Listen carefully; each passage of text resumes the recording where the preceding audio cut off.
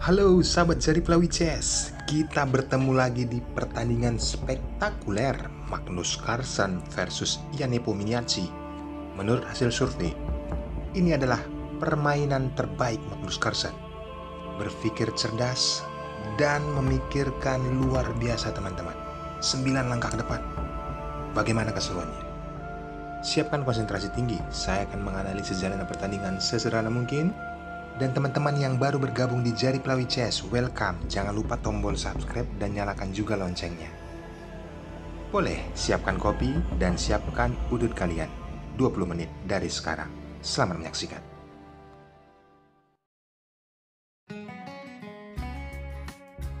Di sini, Ian Nepomniachtchi memegang buah putih. Memulai dengan pion E4. Magnus Carlsen, pion C5. Pertahanan Sisilia di papan. Putih kuda ke F3, hitam kuda ke C6. Ian Nepo mengaktifkan kuda keduanya ke C3.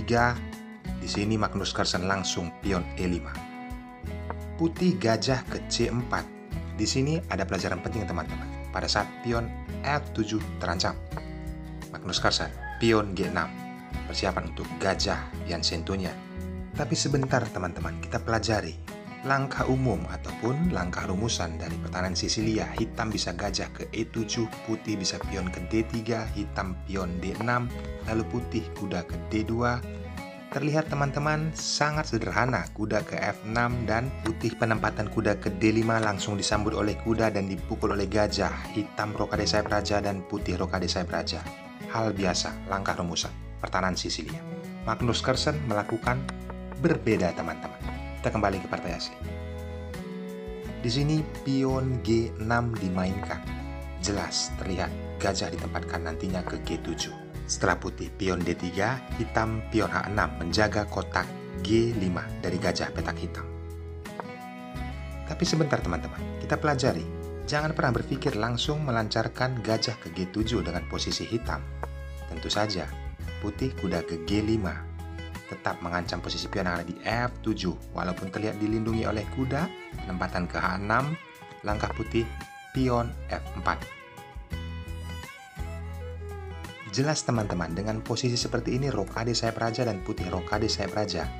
Apa kelebihan dari putih dengan pion D6 dimainkan dan pion F5 dimainkan? Gajah petak putih yang dimiliki oleh hitam terbendung. Perwira lebih aktif. Jelas untuk putih. Itu sebabnya Magnus Carlsen belum mengaktifkan gajahnya ke G7, melainkan pion H6 dimainkan, jaga kotak G5. Ian Nepomniachtchi, pion H4 bertujuan ke H5. Magnus Carlsen dengan posisi seperti ini, pion D6, agar gajah petak putihnya aktif. Setelah pion maju ke H5, langsung diabaikan, pion G5 dimainkan. Tapi sebentar, apabila ini diabaikan begitu saja oleh hitam, beranggapan bisa penempatan gajah ke G7, putih akan pukul pion dan disambut oleh pion. Apa konsekuensinya setelah kuda ke H4, mengancam posisi pion? Terlihat secara gratis diberikan oleh putih dengan kondisi memukul pion dan memberikan kudanya teman-teman.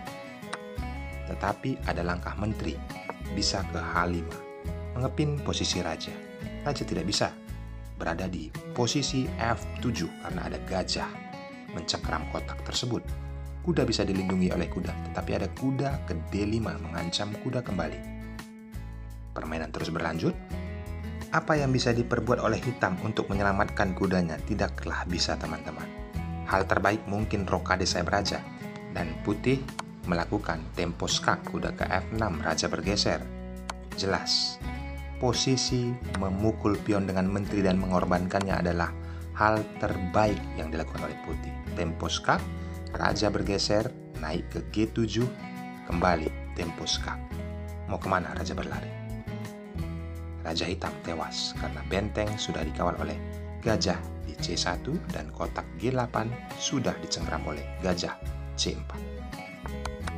Luar biasa teman-teman. Jebakan kecil tapi berdampak fatal apabila diabaikan. Ian Nepomniachtchi pion H5 dan Magnus Carlsen mengabaikannya memainkan pion G5. Pertandingan berlanjut, manuver kuda yang sangat cantik ke H2 dan tujuannya mungkin bisa ke F3. Magnus Carlsen penempatan gajah ke G7. Ian Nepomniachtchi ke G4, lalu kuda ke E7. Persiapan rokade sayap raja. Langkah taktikal mulai dilancarkan oleh Ian Nepomniachtchi. Kuda ke E3 yang tujuannya adalah ke D5 setelah hitam rokade sayap raja, putih gajah ke D2, dan hitam menggeser rajanya ke H8 menghindari pinan dari gajah petak putih. Putih pion G4. Di sini Magnus Carlsen melakukan hal kecil, tetapi mungkin bisa berdampak fatal teman-teman. Kita ambil pelajaran pentingnya.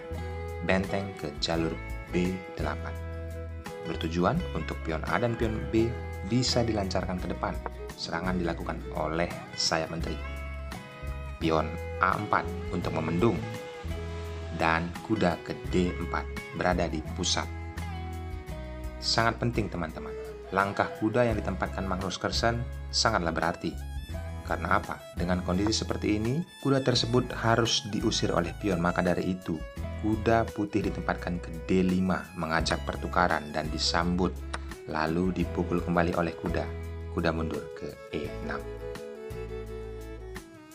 Permainan berlanjut teman-teman. Posisi seperti ini, Ian Nepomniachtchi bermain langkah posisional, pion F3, tersusun rapi, pionnya saling mengikat.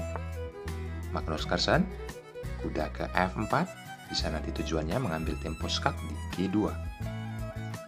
Balasan dari putih, penempatan menteri ke B1 tujuannya bisa ke A2 untuk mensupport gajah petak putihnya, melakukan serangan diagonal. Tetapi coba kita berandai teman-teman, kenapa putih tidak pukul kuda dengan kuda? Akan disambut oleh pion, karena gajah petak hitam yang dimiliki oleh Magnus sangat aktif ke depan. Apabila pion juga dimainkan ke C3, hitam juga bisa main pion A6. Teman-teman bisa lihat gajah petak putih yang dimiliki oleh hitam bisa ditempatkan ke D7. Sangat kokoh dengan posisi seperti ini. Maka dari itu, Ian Nepomniachtchi menteri ke B1. Magnus Carlsen gajah ke E6. Menteri ke A2 seperti tujuan utamanya, dan Magnus Carlsen menteri ke D7. Langkah ini sangat berarti teman-teman. Tujuannya bisa saja gajah akan memukul pion yang ada di G4. Ian Nepomniachtchi melihat hal itu, penempatan benteng untuk melindungi pion yang ada di G4. Karena lagi-lagi apabila ini diabaikan ataupun contoh sederhana, hitam tidak menaikkan menterinya tetapi memukul kuda dengan kuda. Dibalas dengan gajah, gajah pukul gajah, mengancam posisi menteri dan dibalas oleh menteri. Ini terlihat jelas putih lebih unggul karena menterinya sudah berada di pusat di D5, apalagi raja nanti dinaikkan ke E2. Maka dari itu tepat sekali Magnus Carlsen penempatan menteri ke D7. Ada ancaman gajah memukul pion dan pion dilindungi oleh benteng. Tetapi kita coba berandai putih mengabaikan hal ini. Beranggapan langkah sederhana gajah ke E3, gajah pukul pion, pion pukul gajah, menteri pukul pion. Ada ancaman skakmat di E2. Apa yang bisa diperbuat? Kuda pukul kuda, pion pukul kuda, mengancam posisi gajah. Dan di sini ada dua langkah. Apabila salah langkah teman-teman, dan ini langkah yang benar, langkah yang salah, gajah ke D2, sangat fatal. Karena apa? Tempo skak oleh menteri. Dan hitam akan mengambil peluang tempo skak sekaligus bisa memakan benteng kembali tempo skak. Maka dari itu, dengan kondisi seperti ini, dia belum memakan benteng, tetapi menempatkan menteri dulu ke F3 tempo skak. Raja ke C1, kembali skak. Bisa ditutup oleh gajah. Skakmat tak terhindarkan. Luar biasa teman-teman. Langkah sederhana tetapi apabila diabaikan berdampak fatal bagi raja kita. Masih dalam perandaian, dengan kondisi seperti ini, gajah diancam. Langkah tepat mungkin gajah ditempatkan ke F2, tetapi hitam memainkan pion F5.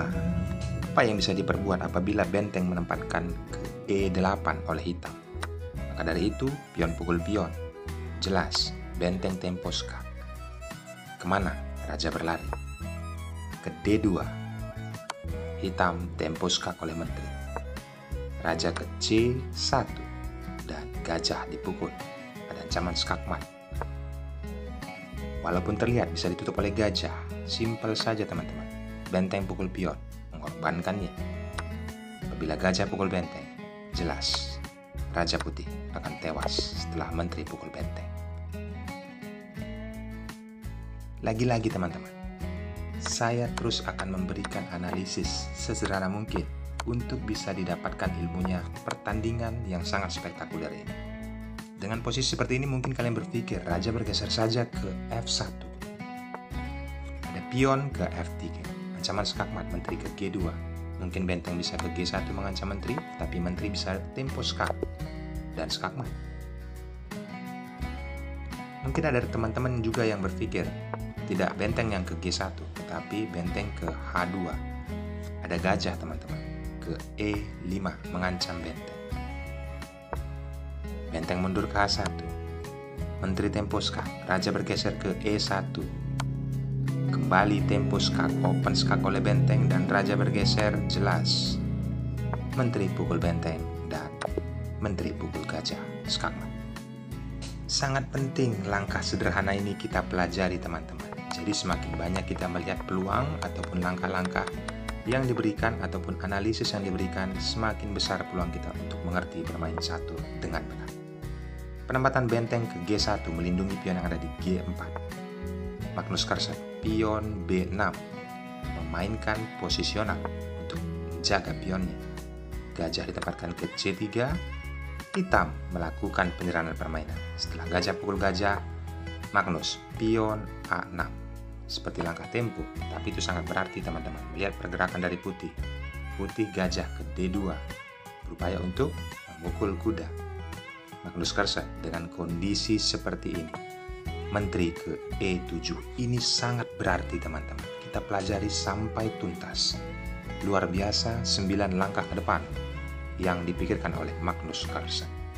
Apa dampaknya? Karena di sini posisinya seolah-olah tidak disadari putih rajanya dipin oleh menteri. Beranggapan benteng ke F1 itulah langkah Ian Nepomniachtchi, tetapi apabila kalian berpikir gajah pukul kuda dan pion pukul gajah, ini diuntungkan untuk hitam. Karena apa? Mungkin pion C4 dimainkan langkah terbaik dan ada pion F5, ada pinan dan tidak bisa dipukul oleh pion E4. Maka dari itu dengan kondisi seperti ini benteng pukul pion santai saja dan raja menghindari pinan ke D2. Benteng ditarik mundur kembali ke F8. Teman-teman, lihat, diagonal sudah dikuasai oleh gajah G7. Tentunya gajah hitam. Ini sangat tidak nyaman, maka dari itu Ian Nepomniachtchi benteng ke F1 teman-teman. Magnus Carlsen pion B5 mengajak pertukaran setelah pion pukul pion. Kondisinya seperti ini, raja dinaikkan ke F2. Pion C dimainkan, tetapi ada gajah memukul kuda. Apa yang terjadi teman-teman apabila pion tersebut disambut? Kita berandai kembali.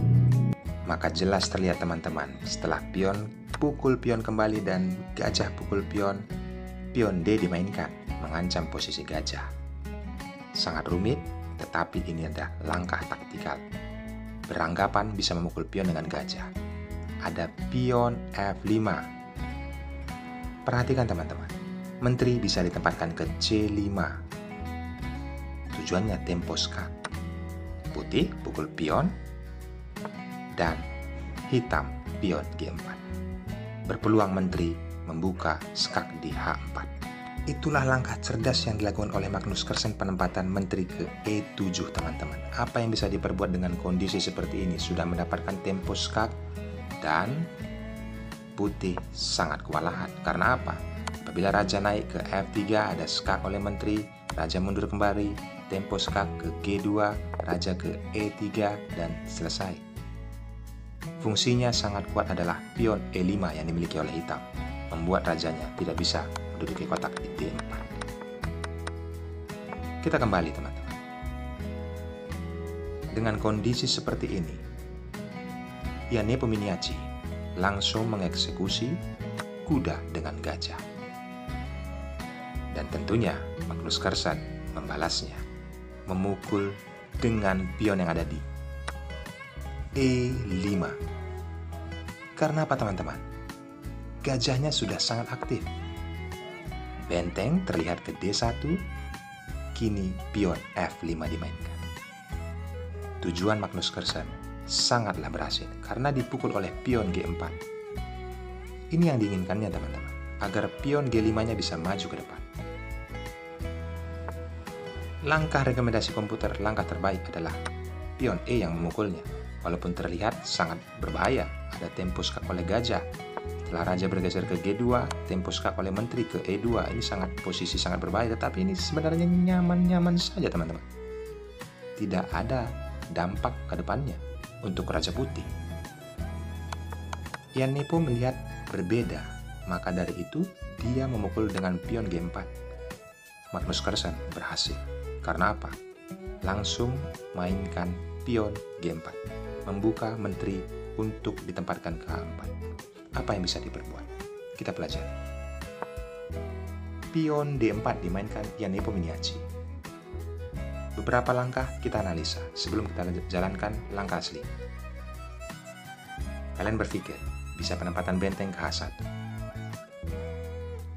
Ada gajah, tempo skak. Raja bergeser ke G2. Pion pukul pion, tempo skak. Raja pukul pion. Menteri ke G7. Tujuannya jelas, skak di G3. Benteng tidak bisa mengawal di G1 karena ada gajah yang ada ditempatkan di D4. Permainan berlanjut. Kondisi seperti ini. Tempo skak, raja mundur ke F3. Kembali skak di E3, raja ke G2. Dan jelas teman-teman, setelah benteng ke G8 tempo skak, walaupun dipukul oleh gajah tetap bertukar. Skak kembali. Mau kemana raja berlari? Ke H2, selesai. Luar biasa teman-teman. Itulah langkah taktikal yang diciptakan oleh Magnus Carlsen. Penempatan menterinya tadi sangatlah brilian. Mungkin kalian berpikir dengan posisi seperti ini, ada ancaman menteri ke H4. Rajanya geser saja ke E2. Inilah yang akan dilakukan oleh hitam. Benteng pukul pion. Jelas pion tidak bisa menyambutnya karena raja sedang dipin oleh menteri. Raja bergeser ke D2, benteng pukul gajah. Pion pukul benteng, skak oleh menteri. Mau kemana? Raja berlari. Selesai. Mungkin ada teman-teman juga berpikir, pukul saja pionnya dengan pion. Maka hitam, menteri ke A4, skak. Raja ke F3. Skak kembali ke G3, raja ke E2, skak di E3, mengakhiri permainan. Terlihat ada satu langkah lagi, dia ke E2 bukan ke F3. Ada gajah ke D4, raja ke D2, gajah skak, raja ke C3, skak oleh pion, memaksa raja memukul pion. Kembali pion mengancam menteri. Ini tidak bisa dipukul oleh pion. Karena apabila dipukul oleh pion, jelas benteng tempo skak. Ditutup oleh gajah, dipukul saja. Raja ke D5, kembali skak. Raja pukul pion, kembali skak oleh menteri. Setelah raja ke D7, skak mat oleh benteng. Luar biasa teman-teman. Analisis saya berikan sangat sederhana. Kalian tinggal nikmati untuk dapatkan ilmunya. Baiklah teman-teman, sudah beberapa analisis langkah, tetapi tidak selamat Raja Putih. Nepo Miniaci memainkan pion D4. Magnus Carlsen, tempo skak. Raja bergeser ke E2. Menteri ke H2, skak. Ditutup oleh benteng. Dan setelah pion pukul pion tempo skak, Nepo Miniaci menyerah. Karena apa teman-teman? Kita lihat. Apabila raja pukul pion, menteri tempo skak, raja kembali, dan di sini sangat rumit. Karena apa? Sudah dipukul oleh benteng. Hitam pasti akan unggul. Satu langkah lagi. mungkin raja ke E1, skak oleh menteri, dan harus ditutup. Jelas teman-teman, selesai permainan. Hampir 4 jam saya membuat video ini. Fungsinya untuk kalian nikmati dan kalian terapkan saat bermain nanti. Semoga bermanfaat. Ucapan terima kasih dari kalian. Jari Pelawi CS hanya mengharapkan subscribe dan nyalakan loncengnya. Bye-bye.